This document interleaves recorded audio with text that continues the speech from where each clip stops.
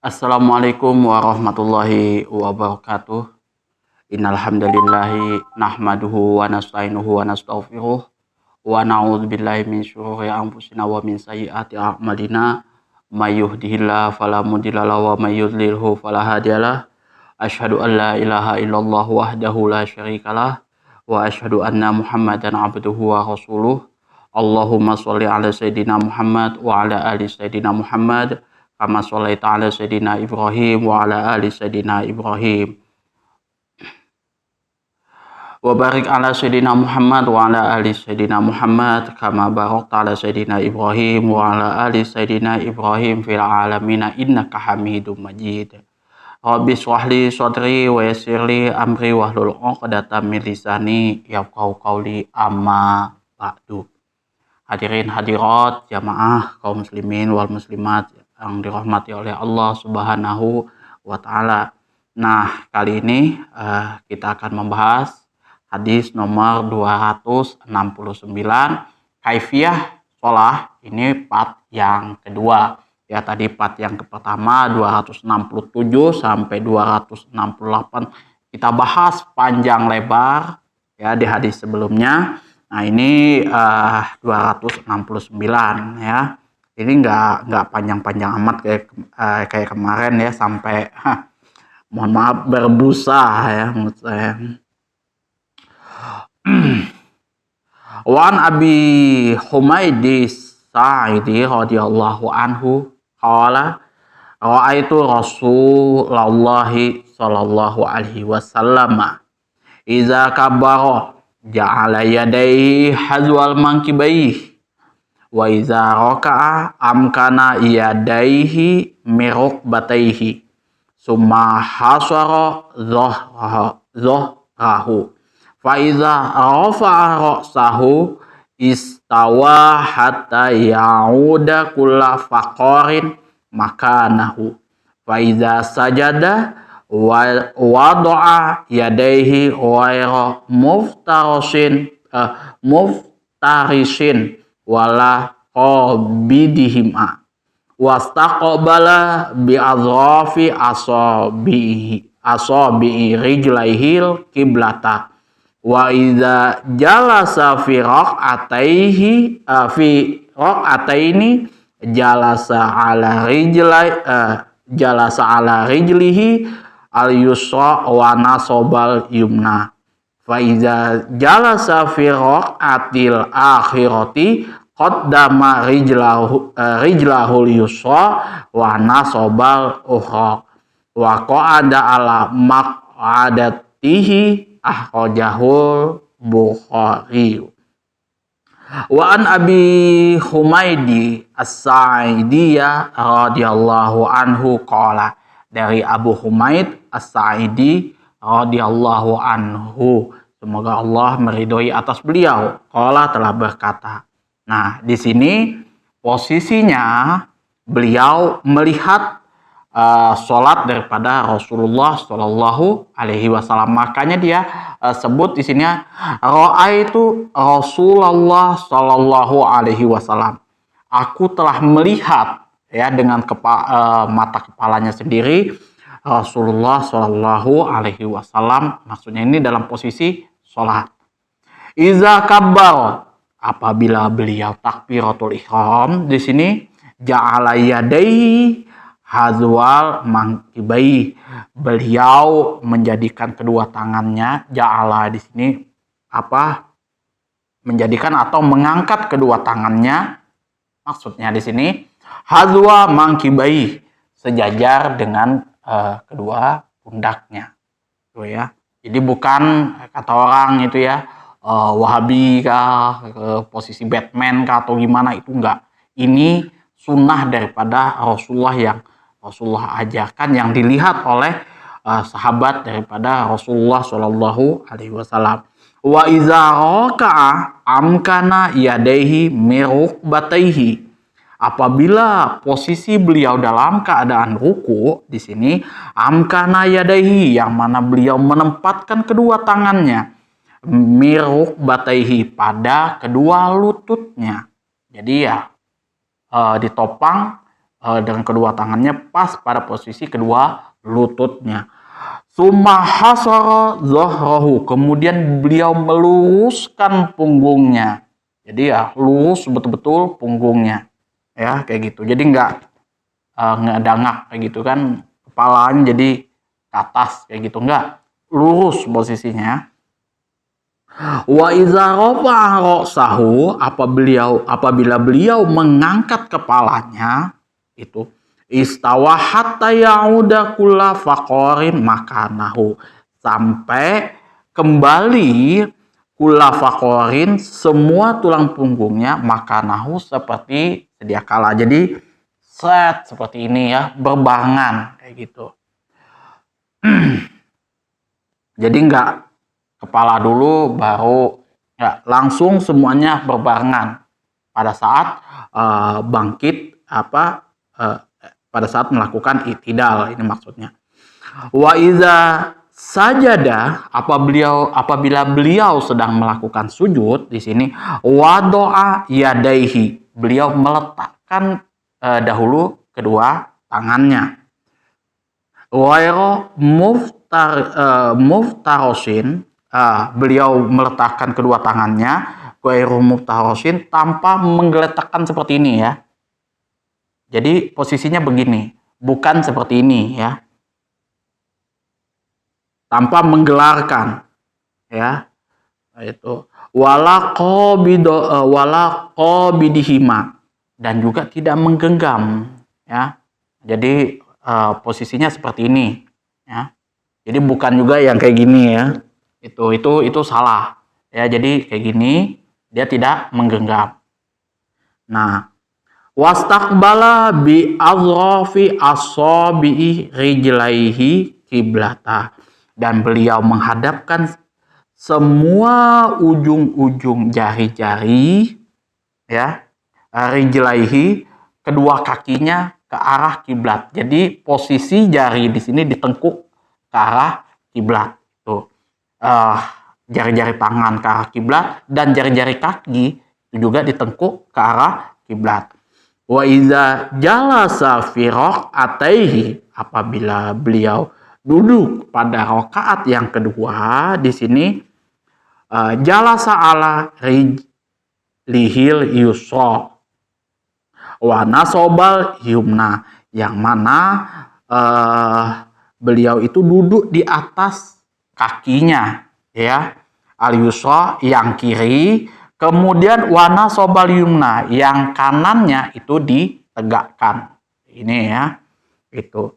Wa idza jalasa fi raqatil akhirati, apabila beliau duduk pada rakaat yang terakhir, qaddama rijlahul yusra, maka beliau memajukan kakinya yang kiri, wa nasobal ukhra, dan menegakkan telapak kaki yang kaki yang lain itu ya, telapak kaki yang lain, jadi ditegakkan seperti itu ya. Wa qa'ada ala maq'adatihi, dan beliau duduk di atas pantat sebelah kirinya. Tuh. Akhrajahul Bukhari, hadis ini diriwayatkan oleh Imam Bukhari. Itu tata cara Rasulullah Shallallahu Alaihi Wasallam ketika melakukan sholatnya berdasarkan hadis yang diketengahkan oleh Humaid al-As-Sa'di radhiyallahu an. Jadi itu tadi ya, mulai dari takbiratul ihram, kemudian ruku, sujud, i'tidal, sujud, dan lain sebagainya. Itu ya. Nah, kemudian makna keseluruhannya. Seorang sahabat Rasulullah yang agung, yaitu Abu Humaid As-Sa'idi, di sini menggambarkan tentang sholat Rasulullah Shallallahu Alaihi Wasallam yang beliau lihat sendiri dengan mata kepala beliau ya, melalui ucapannya, dan menggambarkan dengan melalui perbuatannya, serta diakui oleh para sahabat yang mendengarkannya. maka hadis ini merupakan hadis yang agung. Ya, sholat yang digambarkan dalam hadis ini adalah sholat Rasulullah SAW yang pertengahan dan tidak terlalu panjang, yang akibatnya akan membosankan, dan tidak juga terlalu pendek, dan akibatnya membuat cacat pada rukun. Ya, jadi ini sedang-sedang saja. Kalau yang kemarin lumayan agak panjang ya, agak panjang. Kalau ini simple gitu ya. Kemudian analisis lafadznya, ja'ala yadaihi, di sini maksudnya adalah menjadikan kedua telapak tangannya, atau di sini mengangkat kedua telapak tangannya.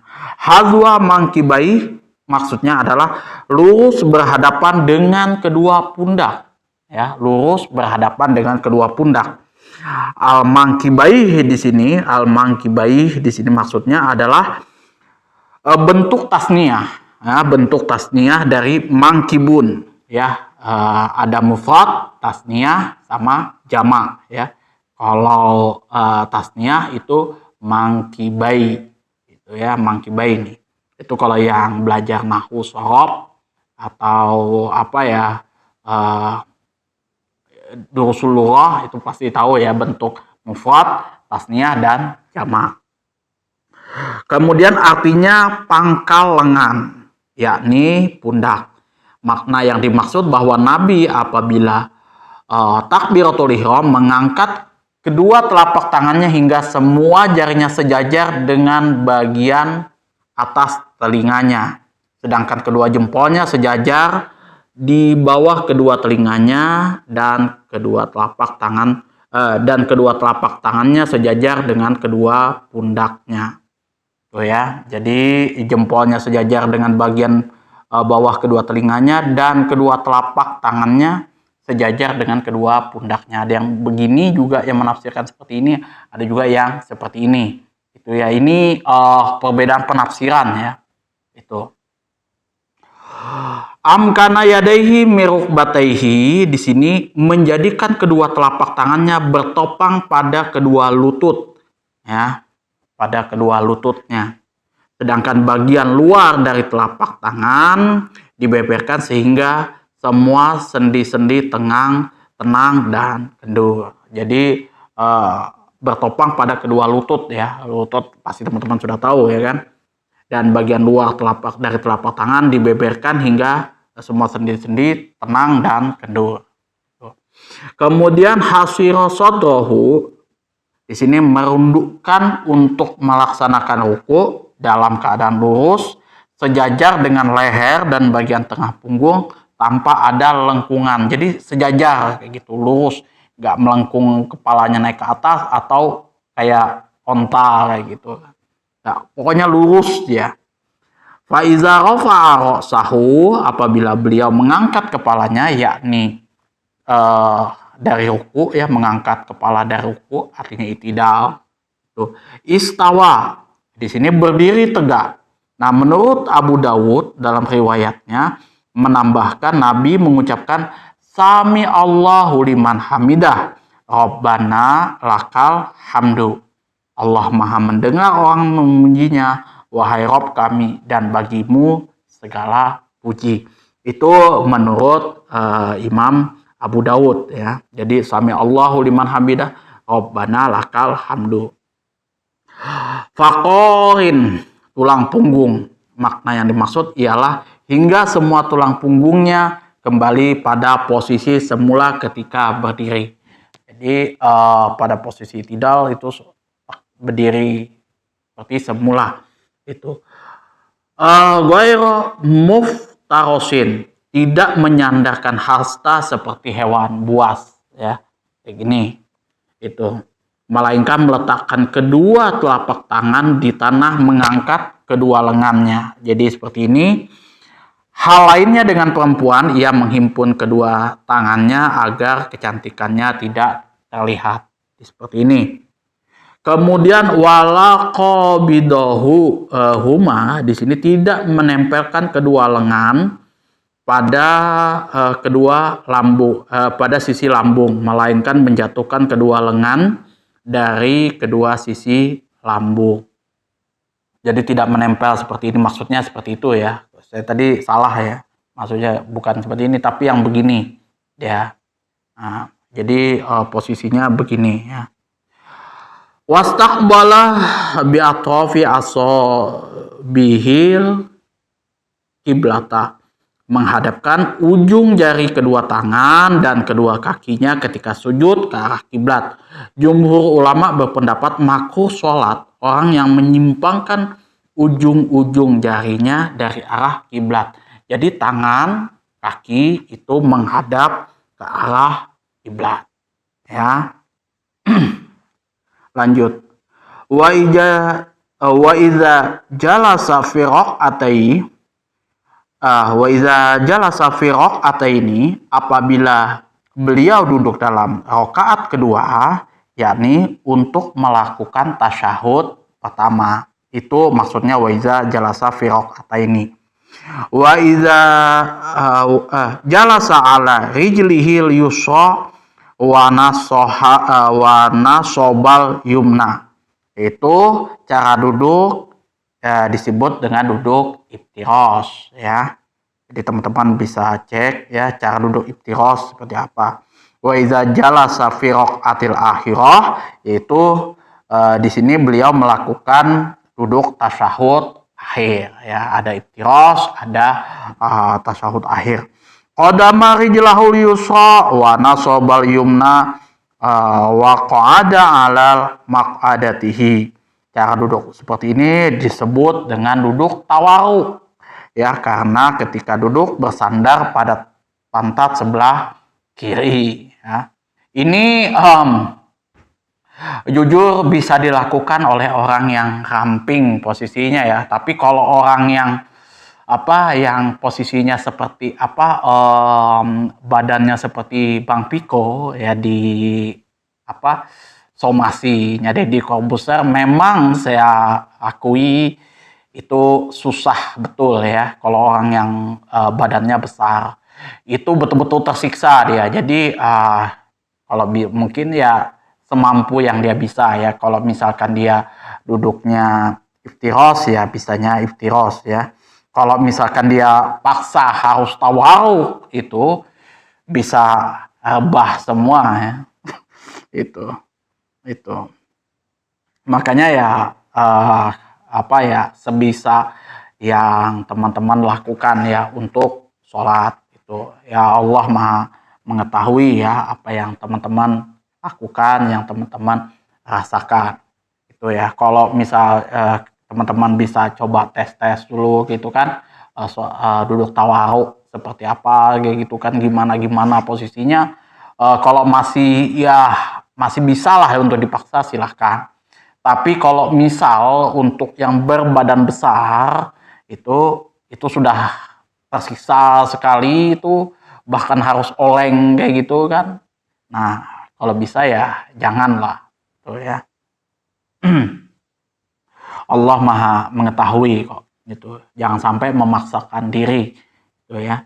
Nah, kemudian fikih hadisnya adalah mengangkat kedua tangan ketika melakukan takbiratul ihram ya, sejajar seperti ini ya. Sejajar. Ada juga nanti yang seperti ini, nanti hadisnya ada. Kemudian wajib ruku dan tumakninah di dalam ruku ya. Caranya yaitu dengan meletakkan kedua tangan pada kedua lutut serta memanjangkan punggung tanpa lengkungan, melainkan lurus sejajar dengan leher gitu ya. Pokoknya pas kayak gitu, jangan sampai kayak gini atau kepalanya agak naik sedikit gitu kan, sejajar. Wajib sujud dan tumakninah di dalam sujud ya. Caranya dengan menjatuhkan kedua siku pada dari kedua sisi lambung ya. Kemudian disunatkan duduk di antara dua sujud, yaitu dengan menghamparkan telapak kaki kiri itu ya, duduk di antara dua sujud. Kemudian duduk dalam tasyahud akhir, yaitu dengan tata cara duduk tawaruk. Nah, Di sini adalah perawi hadisnya adalah Abu Humaid, Ibnu Amr, Ibnu Sa'ad, Ibnu Malik, Ibnu Khalid, Ibnu Sa'labah, Ibnu Amr, Ibnu Khazraj As-Sa'di, yang mana beliau ini telah meriwayatkan 16 hadis. Jabir dan Urwah telah mengambil riwayat daripadanya. Beliau wafat pada permulaan masa Khalifah Muawiyah bin Abi Sofyan. Nah, itu pembahasannya ya. Jadi nanti untuk teman-teman atau ustadz-ustadz yang sudah paham betul dengan hadis ini, ya mungkin ada yang salah mungkin dari penjelasan saya. Mohon teman-teman atau ustadz-ustadz yang lain bisa mengkoreksi itu ya. Tapi kalau saya Hazwal Mungkibah itu seperti ini ya, karena ada hadis lain kalau tidak salah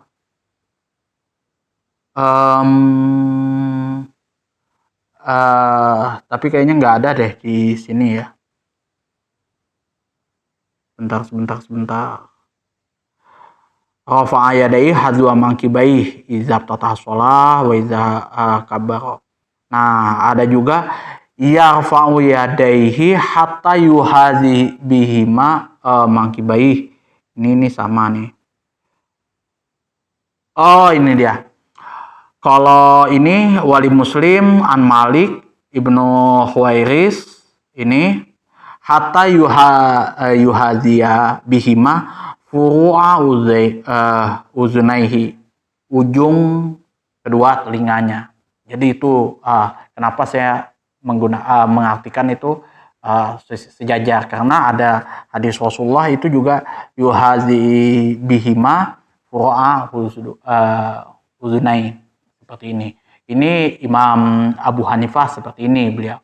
Tapi kalau Imam Ahmad bin Hambal, kemudian Imam Syafi'i, Imam Malik itu hadwa mankibai itu ya. Seperti ini dia.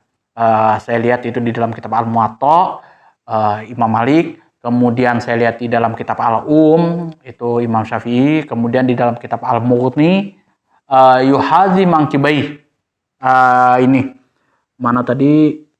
Yuhazia bihima mangkibaih ini ada di dalam kitab Al-Mughni Imam Ahmad bin Hambal. Itu perbedaan pandangan takbiratul ihram. Yaitu pembahasannya lebih detail, nanti ustadz-ustadz yang lebih paham lagi mengenai hadis ya. Teman-teman bisa cek lagi. Kalau misalkan ada salah dari penyampaian saya, silahkan atur di kolom komentar, teman-teman bisa koreksi ya. Itu karena jujur aja teman-teman jangan ketika teman-teman mengikuti kajian saya ini yang mungkin biasa sudah rutin ya mengikuti kajian ini, nggak usah terlalu ta'assub juga dengan apa yang saya sampaikan, mesti harus teman-teman ikuti kayak gitu. Apa yang saya lakukan mesti teman-teman ikuti. Ada juga ya hadis-hadis lain yang mungkin teman-teman ikuti berbeda dengan yang saya lakukan. Itu nggak ada masalah, karena yang namanya agama Islam itu dibangun berdasarkan hujah, dalil, Al-Quran dan hadis, bukan kepada orang yang menyampaikan. Makanya kan Syekh Ali Jaber almarhum, beliau menyampaikan itu di podcastnya Deddy Corbuzier itu, belajarlah agama Islam itu dari Islamnya itu sendiri. Yaitu ya kalau saya sampaikan di sini yang saya tangkap itu ya berdasarkan daripada kitab-kitab ulama salafus sholihin ya. Di situ ada Al-Quran, hadis. Jangan teman-teman mengerjakan segala sesuatunya taklid daripada apa yang saya lakukan. Saya bisa salah, itu ya banyak salahnya. Itu kadang bisa keliru, bisa pokoknya banyak lah. Itu kekurangan saya. Nanti teman-teman bisa cek kitabnya, kemudian baik itu kitab Bulughul Maram, syarahnya, atau kitab-kitab yang lain teman-teman bisa padukan yang sudah teman-teman pelajari di pondok-pondok atau dengan ustadz-ustadz yang lain gitu. Kemudian juga saya mohon maaf ya apabila banyak sekali kekeliruan yang terdapat di video ini dan konten-konten sebelumnya. Dari sisi penjelasannya, mungkin dari sisi cara baca nahwu sorobnya, itu ada yang keliru-keliru, bisa sampean nanti atur ya di kolom komentar nanti kritikan-kritikannya. Itu biasa-biasa itu. Saya nggak pernah baper atau mengecam Wahabi atau apa, itu enggak. Kemudian juga apabila ada kata-kata yang menyinggung hati teman-teman, saya mohon maaf juga. Itu ya yang sebesar-besarnya. Mungkin ada yang silap atau apa, baik itu yang sengaja saya sampaikan atau yang tidak disengaja. Itu. Dan juga kritikan, saran, masukan, kemudian juga pertanyaan, silahkan atur semua di kolom komentar itu ya. Jadi saya biasa ngecek itu di kolom komentar. Kalau yang lain-lain itu di WA itu biasanya keluarga atau teman-teman yang dekat lah itu. Biasanya mereka juga ada nanya-nanya di situ, ya kan? Itu kenapa mesti harus menggunakan kitab? Kalau ada keluarga saya kan, kok nggak yang kayak biasa-biasa gitu kan, ceramah-ceramah biasa. Karena saya pengen teman-teman tahu yang namanya hukum-hukum, baik itu yang ada di Al-Quran dan hadis, itu sumbernya langsung dari kitabnya. Itu ya, misalkan kalau hadis itu dari kitab Bulughul Maram, sarahnya seperti itu. Kemudian kalau misalkan fikih ya, yang simpel-simpel itu Safinatun Najah, Qorib gitu ya, Fathul Qorib itu. Kalau yang zikir-zikir, tambah-tambahan yang lain itu di dalam kitab Al-Azkar. Jadi teman-teman kalau mengamalkan segala sesuatunya itu 100% yakin, itu sudah 100% yakin. Itu bukan berarti ini Mas Wahim ini benar nggak kira-kira kan? Karena ya itu tadi nggak lihat kitabnya. Ya paling kalau sudah lihat kalau kitabnya itu ya paling kesalahannya itu kecil lah, itu kemungkinan kecil. Biasanya kesalahannya kalau di ustadz saya biasanya itu, kalau di kami itu dari sisi nahwu shorobnya. Nahwu shorobnya itu bisa berakibat fatal. Itu bisa jadi berakibat fatal. Makanya ya itu yang umum terjadi, dan biasanya itu kalau kami itu ya sudah berdebat di situ. Akhirul kalam, wabillahi taufik wal hidayah. Assalamualaikum warahmatullahi wabarakatuh.